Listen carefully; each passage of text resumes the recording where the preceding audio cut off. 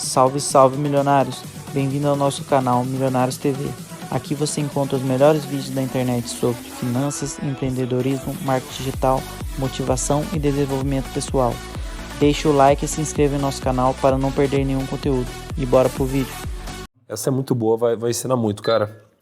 Acho legal mesmo. O que é um bom processo de vendas? Para mim? Aqui vai para você. É engraçado, né? A gente tem sempre aquela tendência a querer ampliar, dar um zoom out.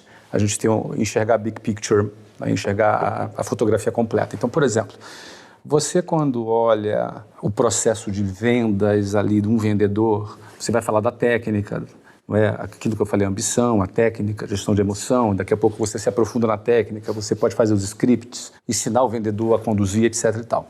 Se você ampliar um pouco mais, vai cair do que o Thiago falou, que é sobre a gestão da venda, a arquitetura de produtos, não é? A gestão da venda do ponto de vista da arquitetura e da jornada do cliente que você pode criar. Mas se você fizer mais um zoom out aqui, se você ampliar aqui o foco, abrir mais um pouco, dá para você enxergar algumas outras coisas. E ultimamente, eu vejo que é uma tendência muito grande. A gente viveu um período recente em que o marketing digital entrou. Só que a gente sabe que marketing digital é uma coisa muito antiga, né? Desde quando surgiu a internet, você começou a vender pela internet. Então, esse processo de vendas na internet já é bem antigo. Mais recentemente, em 2015, começou um movimento muito interessante de marketing digital no Brasil e muita gente descobriu a venda e começou a vender pelos canais digitais.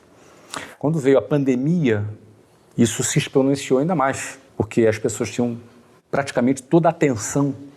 Não saía de casa, não tinha muita competição, então as pessoas estavam muito na internet, então o marketing digital voou. Acabou a pandemia, mudou um pouco esse comportamento. Agora, em vez de assistir a live do Thiago Nigro, a pessoa pode estar no aniversário da mãe, pode estar no aniversário do filho, ou tomando uma cerveja com os amigos, jogando uma partida de futebol, assistindo um jogo de futebol, ou seja, novos players entraram, né? Outras coisas se tornaram concorrentes. Então, mudou um pouco esse jogo. Então, quando você faz mais esse zoom out, você enxerga que você pode ter vendas por diversos canais de vendas. Então, quando eu penso num bom processo de venda, eu começaria pelo zoom out. Eu começaria com a arquitetura do processo de vendas. O primeiro passo é você pensar aonde esse processo vai ser criado. Aonde esse processo vai ser criado? Porque eu posso criar N tipos de processos de vendas de acordo com os canais de vendas que eu tenho disponível. Eu posso vender pela internet, eu posso vender por um call center, eu posso vender em stands em shopping centers, em lojas em shopping centers, eu posso vender por venda direta, eu posso vender por N possibilidades, N canais de vendas eu posso vender, porque onde tem gente tem transação, onde tem pessoas tem transação. Então é um erro muito grande o cara achar, não, o moderno é vender pela internet. Não. As pessoas entenderem o conceito, né, um processo de vendas, um processo de vendas na verdade é que é a representação visual da jornada de compra do cliente. E qual que é o melhor processo? Um processo que a gente fala campeão, ele tem alguns pontos de atenção. Primeiro, ele precisa ser mensurável.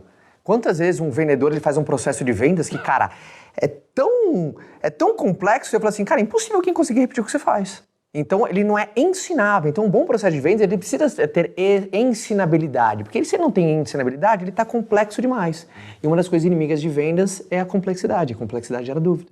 Então, dentro do processo de venda, sabendo que a jornada de compra do teu cliente, para todo mundo que já vende alguma coisa, eu já posso te afirmar, você já tem um processo, tá? Às vezes não é tão claro, mas algo já está acontecendo. Às vezes ele não é tão visual. Mas as pessoas entenderem que essa jornada de compra, e você desenha mesmo, um papel e uma caneta, e erro achar que quanto mais complexo, mais moderno, mais chique, é o contrário. Aí vale que Quanto mais moderno, mais chique, é mais simples. A perfeição não é onde você não tem mais nada a adicionar, você não tem mais nada para tirar, sabe? Eu acho que tem uma frase, você não tem mais nada para tirar. Cara, o meu processo está perfeito, não dá para tirar mais nada. Tá compacto, né? Tem uma frase de um filósofo que o Bruno vai lembrar, não lembro, tá? Que ela fala, o tolo pega algo simples e dificulta, enquanto o sábio pega algo complexo e facilita. Então, um processo simples, uma metodologia que seja simples de você ensinar, de você mensurar, que represente a jornada visual do teu cliente, definindo o teu modelo de prospecção, qual canal, não sei, cada um tem um modelo diferente, mas quando fica isso visual para a pessoa, ela entende. Ah, depois do passo A, eu passo B, eu passo C, eu passo D. Ah, entendi. E aí tu gera uma receita previsível. E a tua receita fica previsível. E aí você treina essas etapas. Eu acho que vale aqui, Caio, para a galera que está assistindo aqui, falar especificamente que existem diferentes canais para você vender o seu produto. Exato. E isso é algo muito atual, a gente falar sobre isso, porque muita gente que só vende no digital começou a ter um CAC muito grande, um ROI mais longo, e ele começou a achar que aquele negócio não fazia mais sentido. Isso acontece porque a pessoa ela não se dá conta que ele pode vender o mesmo produto por diferentes canais de vendas. Então, para a gente não ficar só na teoria, vamos falar um pouquinho de número. Hoje, investindo algumas, talvez chegando a 2 dezenas de milhões de reais em tráfego na internet. O grupo que eu dirijo, ele tem 8% das suas vendas sendo vendas digitais. Não é que a gente vende pouco digitalmente, a gente vende bastante no digital.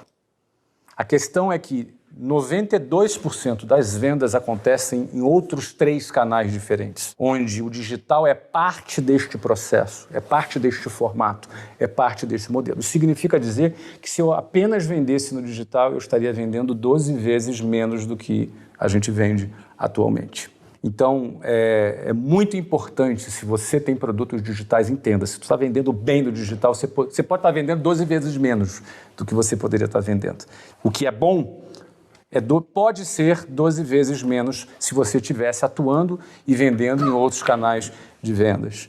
É muito importante a gente aguçar essa curiosidade, essa perplexidade, porque se está bom só no digital, se você tivesse vários canais de vendas, poderia ficar ainda melhor. Por que o CAC hoje está cada vez mais caro? Porque a internet também possibilitou que qualquer um que quisesse tentar vender pela internet tinha a possibilidade. Hoje a disputa é muito maior. Né? E com isso trouxe gente capaz de gerar valor e uma grande quantidade que não tinha técnica, não tinha processo. E aí a gente fica tentando. Como antes o cara tentava, sei lá, para 100 pessoas conseguir um cliente, ele entendeu, opa, se eu aumentar 10 vezes, vou chegar em 1.000, vou vender. Então, só que na verdade não é esse o processo de venda. É que quando não tinha ninguém até dava certo. Quando começa a ter muita gente, você vai acabar não tendo mais performance. E se a gente voltar, quem disse que a melhor venda não é presencial, ou não é por telefone, ou para o Caio não é um SMS, ou para o fulano é um WhatsApp, ou para alguém é uma carta, eu não sei. A questão é que a gente meio que se fala do digital, parece que tem que estar na moda. Parece que rotulou. Isso aqui é o moderno e esse aqui não O melhor é o processo para o perfil de cliente que tu quer atender. O Caio falou 2 coisas que eu achei muito legais, assim. Que primeiro, assim, precisa ter métricas e precisa ser um processo ensinável, né? Eu acho que uma outra coisa também que torna isso aqui um bom processo é um processo onde você tem um canal de aquisição, né, que também seja replicável. E um bom processo para mim é um processo onde a conta fecha. Isso aqui parece tão óbvio, mas no dia a dia a gente esquece disso.